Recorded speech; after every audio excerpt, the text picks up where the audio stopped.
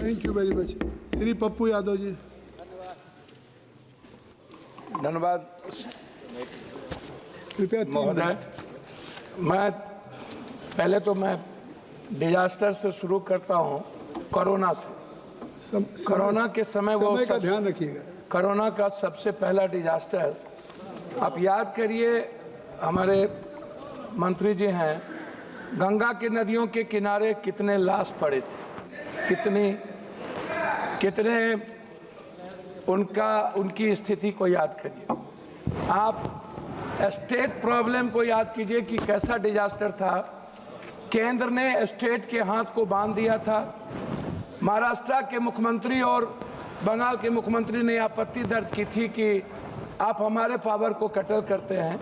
तो डिजास्टर में आम लोगों को आप क्यों एक्नॉलेजमेंट नहीं करते हैं? सामाजिक लोगों को, सांस्कृतिक शैक्षणिक लोगों को, वहाँ के वैज्ञानिक को, जो ऐसे लोग हैं उसको आप, जैसे उत्तराखंड में मंत्री जी, यदि आम लोग वहाँ इन्वॉल्व होते तो 10,000 से कम जाने जाती।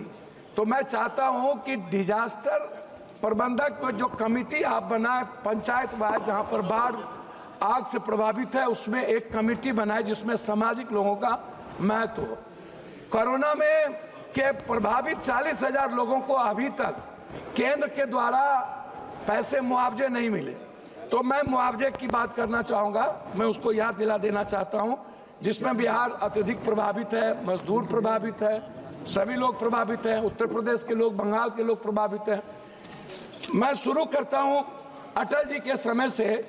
मैं उनको याद करता हूँ, अटल जी को, उनकी बहुत बड़ी परियोजना जिन्होंने नदी जोड़ने की बात की थी। मैं नदी जोड़ने से शुरू करता हूँ।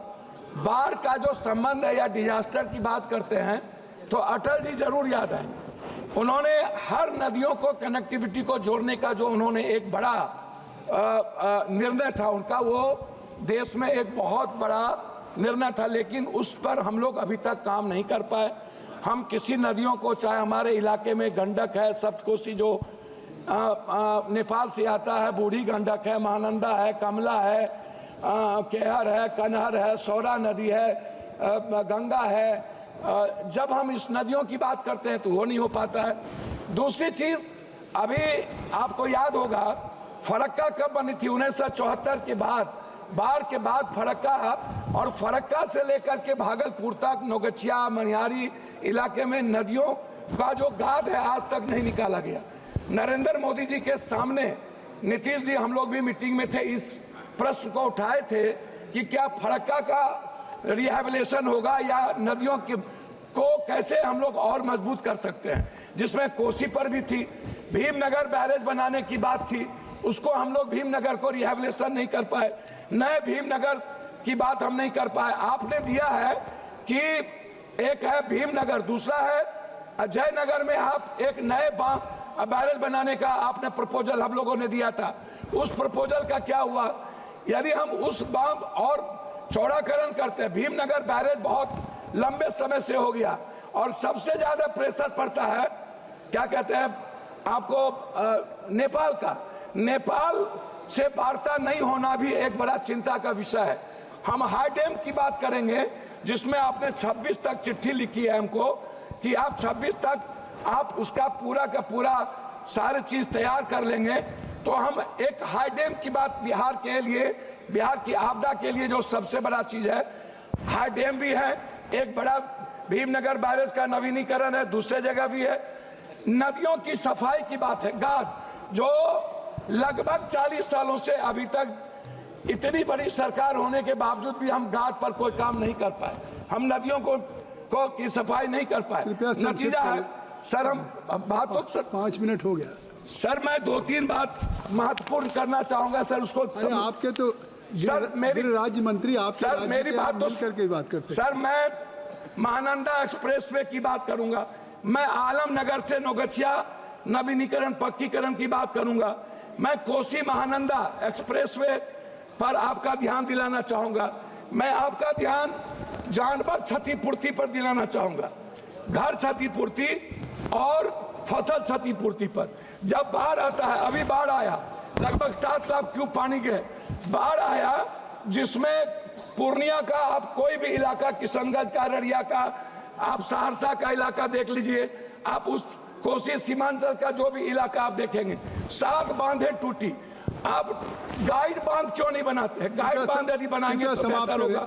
सर मैं खत्म, हमको तो समय सर दिया जाए ना, दिया ना हमने 2 मिनट समय दिया जाए। 2 मिनट हो गया, 1 मिनट और 2 मिनट सर, 1 मिनट। गाइड बांध का मैं आपसे आग्रह करूंगा। दूसरा, सभी नदियों के जो बांध है, चाहे वो गंगा हो, महानंदा हो, हम चाहते हैं उस बांध का नवीनीकरण, उस बांध का पक्कीकरण। दूसरा चीज, कोसी से जो कैनाल निकलता है, नहर निकलता है, शहर निकलता है, आप उस दोनों कैनाल के दोनों तरफ उसको पक्कीकरण करिए और नहर को पक्कीकरण करिए। बहुत बहुत धन्यवाद। Sir 1 minute sir. दूसरी चीज मैं आपसे आग्रह करना चाहूंगा, जो आप सीवरेज को, गांव की सीवरेज की बात मैं करूंगा।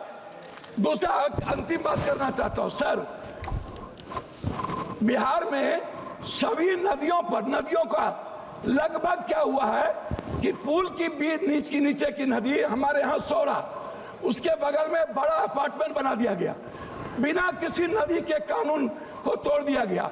माफियाओं ने नदी की जमीन बेच दी गई।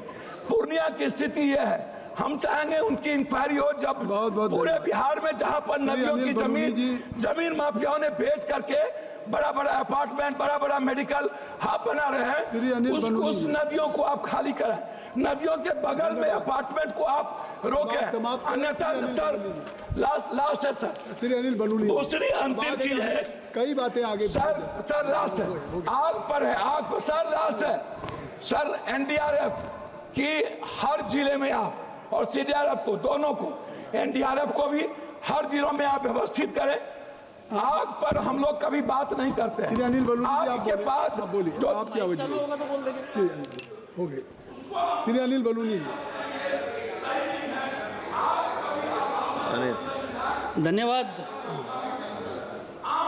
धन्यवाद मान्यवर, आपने